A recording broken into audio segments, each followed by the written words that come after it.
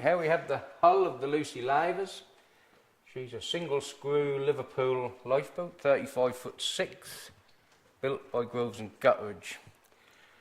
You can tell always in any photograph that she is the Lucy Lavers. She's got a very distinctive stem head roller they use to pull ropes over, and that is unique to her as far as we know.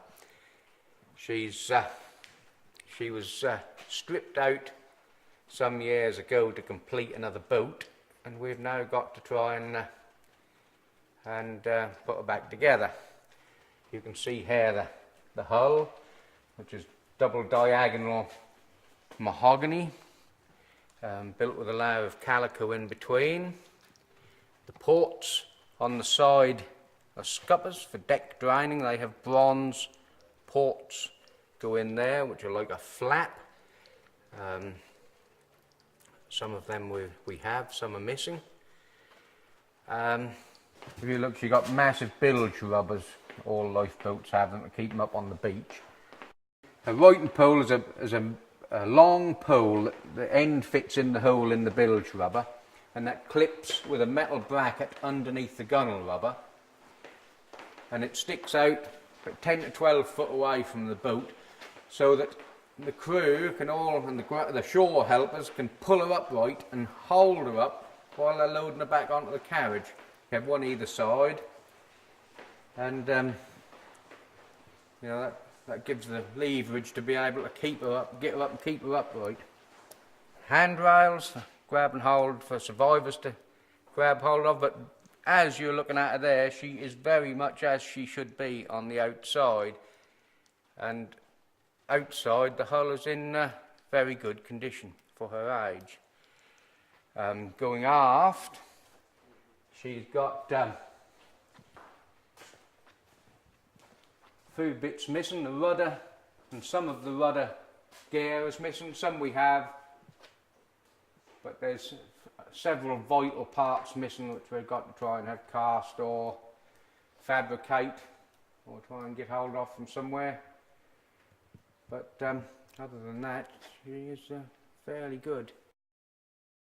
The one distinctive point of all these motor lifeboats is the propeller tunnel, which gives the propeller protection on the beach, because these boats were all made for beach work, hence the very shallow draft and the protection for the propeller and stern gear.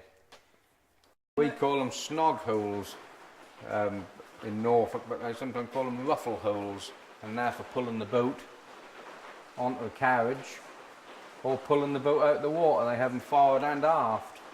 They used to come ashore, then they would pull them out head first with a big wire strop through the snog holes forward, and then they would get them up onto a skeet.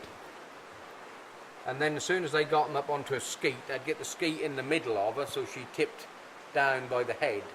Then if there was enough room on the beach, if the tide was well out, then they would take the carriage round to the stern and load her up.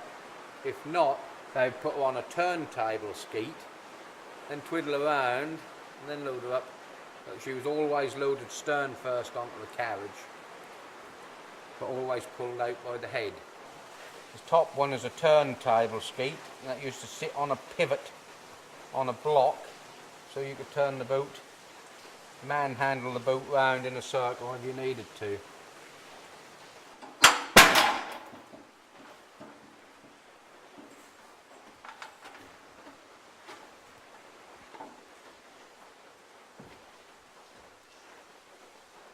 Inside is where she needs the majority of the work done. She needs all the bulkheads and the deck beams replacing. Also, and the main job and the first job to tackle is to remove the centreboard case and check that that is in good order and sound. And then that's just a case of working through her and checking over and replacing anything and everything that needs doing. But basically the rules on these old boats is you start at the bottom and work upwards. Start on the basics, keel bolts, the centerboard box is the single most important thing, you know, because everything is sort of fastened around that. So that would be the first job that we would tackle. And then we'd start on the bulkheads, forward, and work our way aft. Engine beds, again, check them, take them out, make sure they're all right, replace them if necessary. Any refastening, timbers the hull. The basic structure looks pretty sound as far as we can see, but the bulkheads are very bad, and a very major part, of course, is making the engine canopy and all the pieces associated with that. These boats had a very elaborate double diagonal, what we used to call a turtle back, which is a moulded engine canopy, which is, you know, very distinctive and peculiar to these particular boats. I should think you'd be looking at 1,000 to 1,500 hours, I should think, to sort her out, to do the basics. You'd be talking about weeks and weeks of work on the engine canopy alone, and the rest all depends on how things go. If the keel bolts come out easily, then you know, you can soon save a lot of time, but if everything goes wrong, you can spend a couple of days getting a bolt out.